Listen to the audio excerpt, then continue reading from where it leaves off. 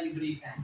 Tapi penguatan kapasitas secara bersama-sama itu tidak sama sekali. Sehingga saya memilih bahwa Servan coaching menguat kinerja melalui data 6C ini penting kita lakukan.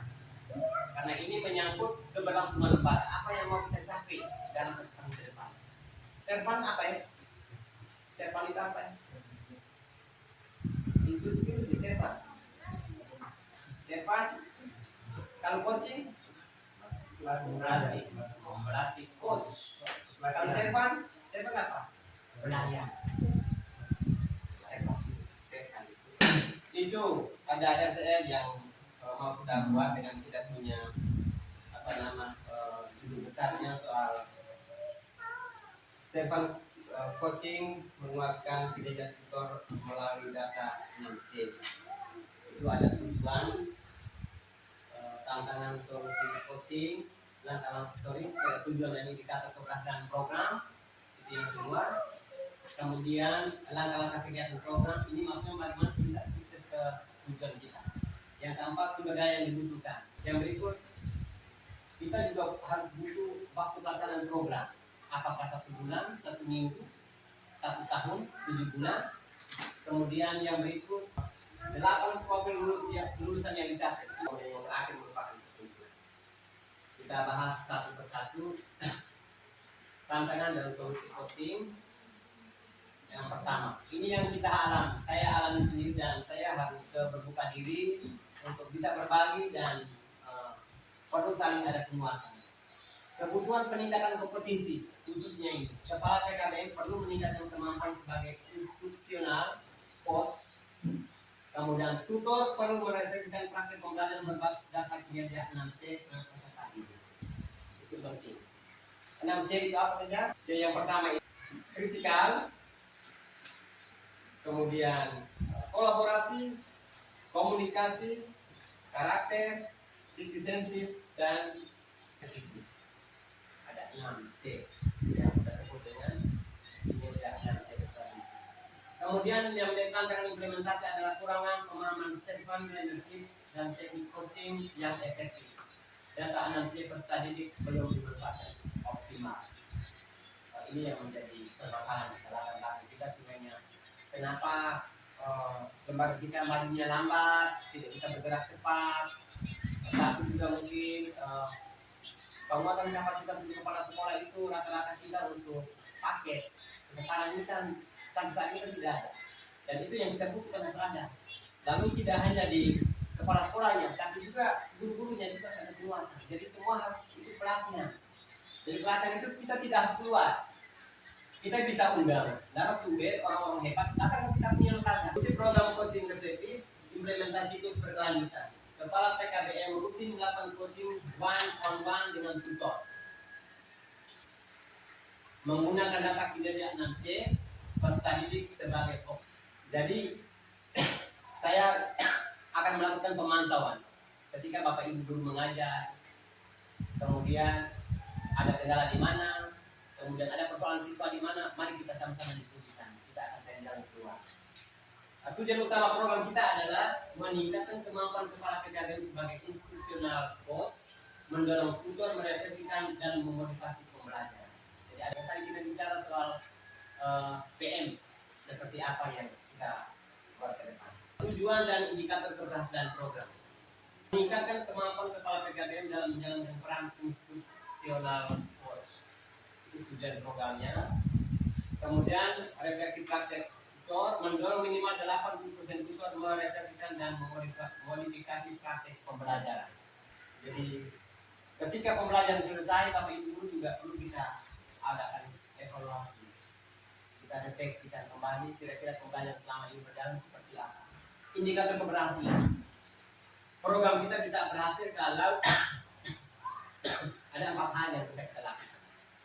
Yang pertama, kita lakukan identifikasi miskonsepsi, yaitu bahwa minimal 80% tutor mengidentifikasi miskonsepsi dalam peserta didik, merancang modul ajar terdiferensiasi, fokus penguatan kompetensi 6C. Yang berikut pelaksanaan sesi coaching, dilaksanakan minimal 4 sesi coaching one on one per tutor per semester. Ini maksimum tidak ini menggunakan lembaga observasi kelas dan data assessment 6C sebagai fokus. Ini kira-kira maksudnya bagaimana? Ini saya bahaskan bahasa sosial. Pak Yoyan. Kalau yang sekarang soal one on one, sesi coaching one on one, para sekolah melakukan sesi coaching itu per masing-masing guru ada pelajaran satu orang dan sesuai data dan masing-masing. Maksudnya begitu. Jadi saya melakukan informasi semacam apa saya bisa lihat. Baik, kita langsung ke bagaimana dengan program besarnya kita untuk 1 tahun ke depan. Yang berikut keselarasan pengembangan profesional. Memastikan pengembangan profesional guru selaras dengan kebutuhan peserta didik. Ini tuntutan implementasi pembelajaran mendalam. Itu siklus coaching terukur. Refleksi terlaksana rutin dan dampaknya terukur di akhir semester berjalan. Nah, ketika kita melakukan evaluasi, kita melakukan coaching per satu guru, kemudian itu kan kita lihat ada perkembangan. Ya.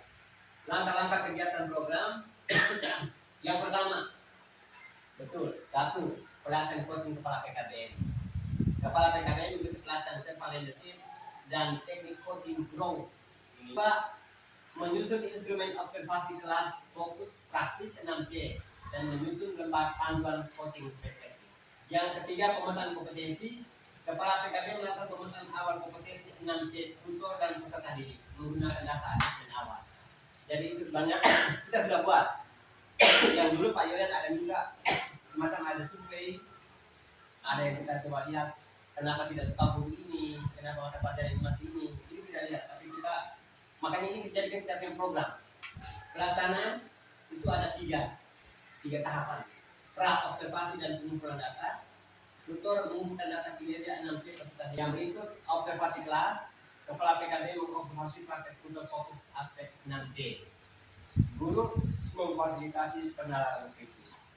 Yang terakhir coaching on ban perspektif, kepala PKB dan tutor membahas temuan observasi dan data peserta didik. Jadi itu yang istilahnya yang terakhir itu yang kita coba refleksikan dan kita akan meraih satu kesimpulan. Observasi dari peserta didik, ada yang maju, ada yang tidak, kendalanya di mana kita akan bahas. Evaluasi dan reflektif. Yang ketiga, umpan balik tutor memberikan umpan balik anonim tentang efektivitas coaching oleh kepala PKB. Jadi penilaian itu bisa melihat umpan balik. Lalu analisis dampak, kepala PKB menganalisis perbandingan data 6C peserta didik, report, intervensi. Dan refleksi kepala PKBM itu akan melihat kekuatan dan kelemahan dalam menjalankan peran coach. Apa yang menjadi kekuatan, apa yang menjadi kelemahan. Apakah bagaimana? Ada kendala? Ya, ada RTL selanjutnya perluas model mengembangkan tutor mahir menjadi tutor mentor. Jadi kalau ada yang sudah pasti kan kita bisa kita promosi kemana-mana untuk jadi tutor kemana-mana, jadi dia lagi tutor yang lain, tutor mentor, mimpi untuk field coaching. Kemudian memperbaiki instrumen observasi berdasarkan temuan lapangan untuk siklus berikutnya. Jadi kemudian mendorong tutor mempublikasikan modul ajar atau intervensi terbaik berbasis 6C. Jadi kita juga harus sampai dengan masuk pada poin itu.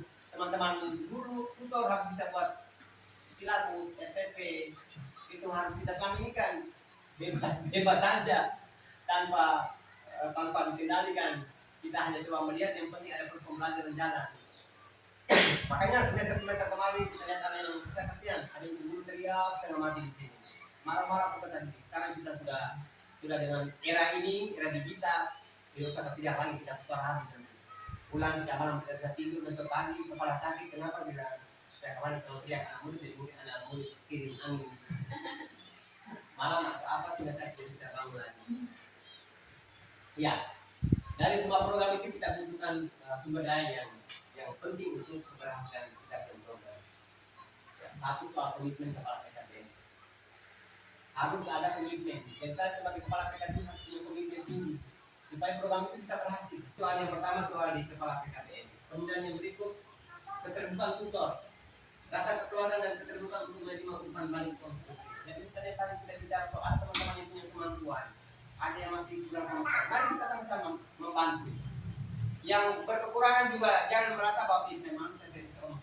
Berani ngomong. Dan yang berikut pemikiran di daring peluang mengundang mentor atau konsultan pendidikan dari luar melatih kepala TKJ. Yang berikut evaluasi dan refleksi dampak dilaksanakan dalam 2 minggu di akhir semester. Tidak pastikan kolaborasi, proses coaching dan peer coaching menciptakan model kolaborasi. Pelajaran itu, tapi pelajaran itu sangat kurang sehingga saya umur 2 itu mentok di situ, belum maju-maju. Kalau maju sampai umur 2, umur 3, mungkin anda saya disampaikan ini saya sudah hampir sebagian yang besar itu sudah. Jadi mungkin terus saya kembalikan kepada kepala sekolah. Terima kasih atas materinya. Mungkin apa yang sudah disampaikan, mari teman-teman kita kolaborasi untuk mengaktifkan pembelajaran kita nanti. Terima kasih Pak Kota. Mas Ali ini Sebelum Pak kasih kita punya pelantikan mulai dan mendalam, saya dari teman-teman SD sudah sepakat juga. terima kasih Bu Yuli atas kreatif. Jadi mungkin gini, saya usul Bu Yuli, ini ide bagus. Masih ada Ibu Keti ada pikiran, ada kesulitan? Pas, oke. Erin, saya pikir mungkin itu saja. Terima kasih banyak. Selamat sore, kita tunggu kita semua.